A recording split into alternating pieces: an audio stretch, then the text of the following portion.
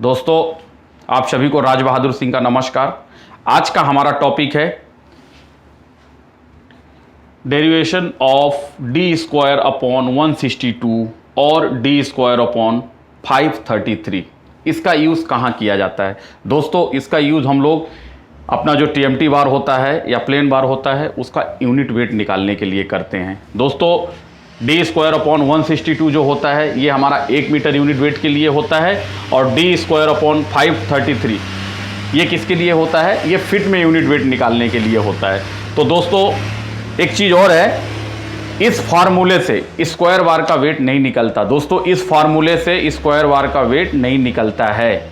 ठीक है दोस्तों, ये पार्टिकुलर हमारा सर्कुलर या टीएमटी बार के लिए ही ये फार्मूला है। तो अब दोस्तों बात करते हैं इसका जो डी स्क्वायर अपॉन 162 या डी स्क्वायर अपॉन 533 ये कैसे आया और इसके लिए क्या क्या चीज़ों की ज़रूरत पड़ती है सॉल्व करने के लिए। तो दोस्तों, जैसे कि हम आपको ये देखिए, हमने आपको ये 1 मीटर का टीएमटी बार का स्केच बनाया हुआ है। ये आपका, यदि हम इसकी बात करते हैं दोस्तों, तो ये डाया हो गया। जैसे ये मान लीजिए कोई सर्किल है, इसका ये क्या हो गया? ये दोस्तों हमारा क्या हो गया? डी हो गया। ठीक है, तो ये डी हो गया। हम लोग जनरली जानते हैं डी इक्वल्स टू क्या होता है? डी इक्वल्स टू 2r, या हम ऐसे भी लिख सकते हैं डी अपॉन 2। ठीक है दोस्तों, सेम हमने यहां पे डी अपॉन 2 किया। अब यदि हम एरिया की बात करते हैं, सर्कुलर एरिया की बात करते हैं दोस्तों, तो इसका फार्मूला क्या होता है? या तो पाई आर स्क्वायर होता है, या हम उसको, अब हमारा ये फार्मूला एक्चुअली के डी के फॉर्म में है, तो हमको क्या करना है? डी के फॉर्म में ही एरिया, इसका स्टील का एरिया निकालना है दोस्तों। तो हम लोगों ने क्या कर दिया? पाई डी स्क्वायर बाई 4 कर दिया एरिया के लिए। ठीक है दोस्तों, हमने क्या कर दिया? पाई डी स्क्वायर अपॉन 4 कर दिया। ठीक है दोस्तों, ये हो गया एरिया। दूसरा चीज क्या है? Volume of steel. स्टील का जो वॉल्यूम होता है उसके लिए हम लोग दोस्तों क्या करते हैं? एरिया इंटू लेंथ, यानी जो हम ये लेंथ ले रहे हैं यहां से यहां तक जो हमने स्टील का लेंथ लिया, ठीक है, एच, हमने उसको क्या किया? इंटू कर दिया। तो ये आपका जो हमने एरिया निकाला था pi D square upon 4 into 1 metre के लिए हमने एमएम में 1000 लिख दिया। ठीक है दोस्तों, ये हमने 1000 लिख दिया। तो ये हमारा क्या हो गया? वॉल्यूम ऑफ स्टील आ गया। अब हमको एक चीज की और जरूरत होती है दोस्तों, वो है डेंसिटी ऑफ स्टील। जैसे कि हमको सबको पता है डेंसिटी ऑफ स्टील क्या होती है दोस्तों? 7850 kg पर क्यूबिक मीटर। ठीक है, ये कितना होता है दोस्तों? ये पर केजी क्यूबिक मीटर में होता है। तो हमने इसको केजी में कन्वर्ट करने के लिए क्या किया? क्या कर दिया दोस्तों? 7850 डिवाइड बाई 1000 इंटू 1000 इंटू 1000। ठीक है, इसको हमने क्या किया?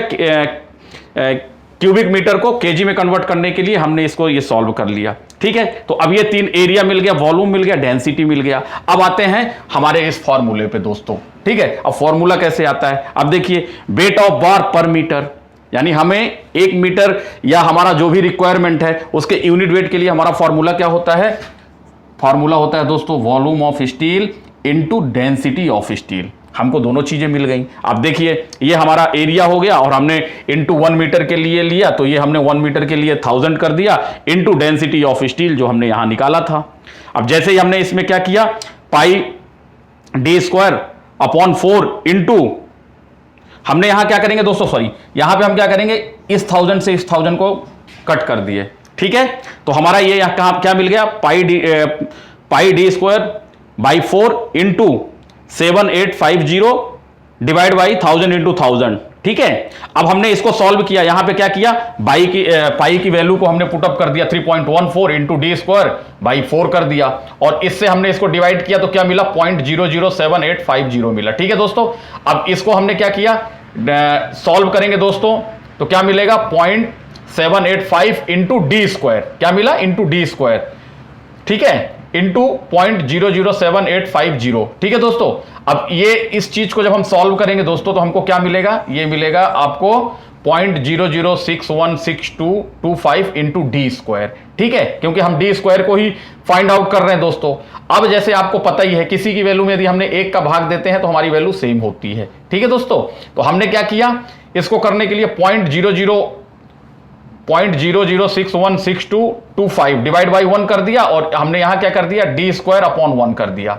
ठीक है दोस्तों, तो जब हमने इसको किया तो हमारा फॉर्मूला क्या निकल के आया दोस्तों? ये देखिए, आपको क्या आ गया?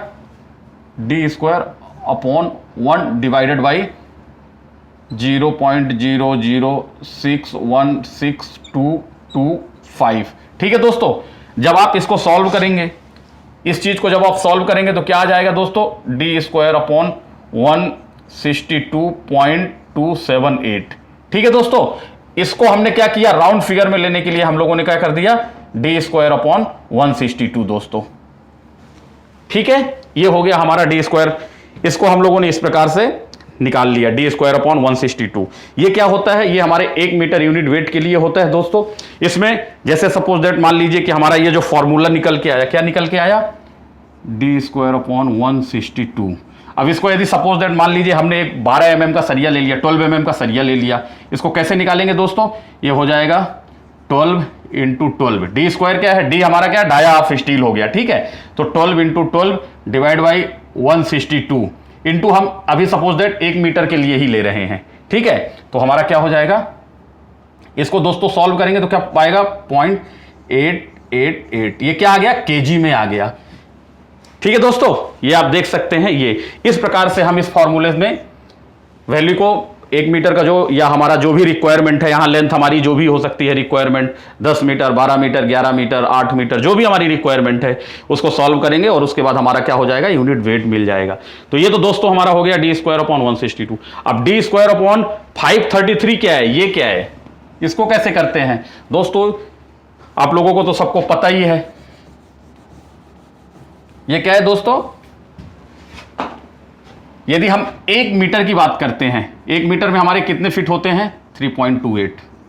कितने होते हैं दोस्तों, 3.28 फीट होता है। ठीक है, इसने क्या किया, हमारा जो फॉर्मूले में आया था डी स्क्वायर अपॉन 162, इसने क्या कर दिया, इंटू 3.28 कर दिया। इसकी एक्चुअली में ये जो वैल्यू है इसने किसके साथ इंटू किया है, 162.278 के साथ किया है। ठीक है, यहां पे तो ये जब किया तो हमारा क्या मिलके आएगा दोस्तों, ये आ गया डी स्क्वायर अपॉन 533। ठीक है, या तो आप ऐसे भी निकाल सकते हैं, या फिर जैसे आपने ये निकाला, हमारा जो अभी हमने 12 mm का सरिया का वेट निकाला था 1 मीटर का, कितना आया था, 0.888 आया था। ठीक है, या तो आप डी स्क्वायर अपॉन 533 कर सकते हैं, या फिर आप डायरेक्टली जो हमने वेट निकाल लिया 1 मीटर में, वहां भी आप क्या कर सकते हैं, 3.28 का डिवाइड कर देंगे तो जो यहां मिलेगा वही चीज यहां मिलेगी। या तो आप डायरेक्टली 1 मीटर का वेट निकाल लीजिए और उसके बाद 3.28 से डिवाइड कर देंगे तो हमारा फिट में मिलेगा। ये किस में मिलेगा, ये दोस्तों ये फिट के लिए हम कर रहे हैं, 1 फिट मतलब 1 फिट के लिए। ठीक है, तो या तो आप डायरेक्टली वेट के साथ डिवाइड कर देंगे तो भी आपको फिट में मिलेगा, या आप डी स्क्वायर डिवाइड बाई 533, दोनों की जो हमारा यूनिट वेट मिलेगा दोस्तों वो इक्वली मिलेगा। तो इस प्रकार से हम लोग डी स्क्वायर अपॉन 162 या डी स्क्वायर अपॉन 533 को हम लोग सॉल्व करके इस प्रकार से सरिया का वेट निकालते हैं। जैसे कि हम लोग अपने साइड में बीबीएस बनाते हैं, बीबीएस बनाने के बाद उसमें तो लेंथ मिलती है, लेकिन हमको सरिया के वेट की जरूरत होती है। तो इस प्रकार से दोस्तों हमें जो भी लेंथ के सरिया की रिक्वायरमेंट होती है, हम अपने सरिया के स्टील का जो हमारा स्टील होता है उसका वेट निकाल सकते हैं, और अपनी जो रिक्वायरमेंट होती है टन में उसके हिसाब से हम रिक्वायरमेंट दे सकते हैं। इसीलिए दोस्तों हम लोग सरिया का वेट निकालते हैं। तो दोस्तों जैसे कि हमने आपको पहले ऑलरेडी बता दिया है, इसमें हमारा स्क्वायर वार का वेट नहीं निकलेगा, तो ये ध्यान रखिएगा। तो इस प्रकार से हम लोग अपने यूनिट वेट स्टील का निकाल सकते हैं। तो दोस्तों हमारे द्वारा दी गई जानकारी यदि आप लोगों को अच्छी लगी है तो हमारे चैनल को सब्सक्राइब करिए, लाइक करिए और अपने दोस्तों के साथ शेयर करिए। थैंक यू दोस्तों।